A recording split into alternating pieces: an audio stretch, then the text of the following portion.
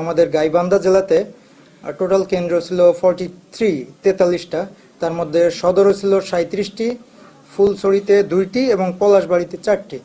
তো এই সব কেন্দ্র থেকে টোটাল এই পরীক্ষার মানে যে অসাধু চক্রের সাথে জড়িত এরকম সদরের যে 37টি কেন্দ্র ছিল সেখান থেকে আমরা 37 জনকে অ্যারেস্ট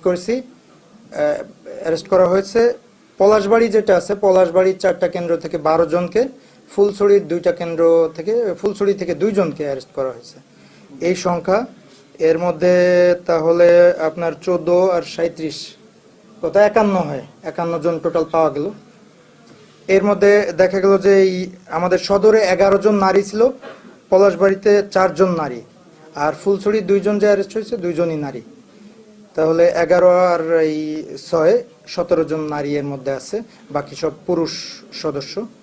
তো এই পুরুষ সদস্য এবং নারী সদস্য প্রত্যেকের দেখা গেছে যে কেউ অল্প সংখ্যক ছিল যারা মোবাইলে SMS এর মাধ্যমে উত্তর নিচ্ছিল, এরকম অবস্থায় তাদেরকে অ্যারেস্ট করা হয়েছে। কেন্দ্র সচিব এবং পরীক্ষার যে ইনভিজিলেটর ছিলেন যারা, তারা অ্যারেস্ট করেছেন। পুলিশ পরবর্তীতে পুলিশকে ডাকা হলে পুলিশ সেখানে যে সিজার লিস্ট করেছে।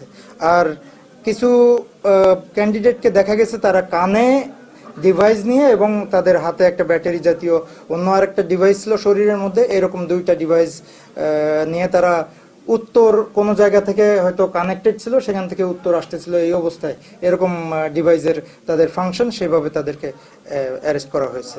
নিয়মিত মামলাই হবে, তাদেরকে অ্যারেস্ট করা হয়েছে নিয়মিত মামলা। মোবাইল কোর্ট না করে নিয়মিত মামলা, এটা একটা প্রশ্ন আসতে পারে যে কি জন্য নিয়মিত মামলা। সেটা হলো আমরা চাচ্ছি, পরীক্ষা কর্তৃপক্ষ সহ সবাই আমরা চাচ্ছি যে এই চক্রটাকে যাতে আমরা ধরে ফেলতে পারি।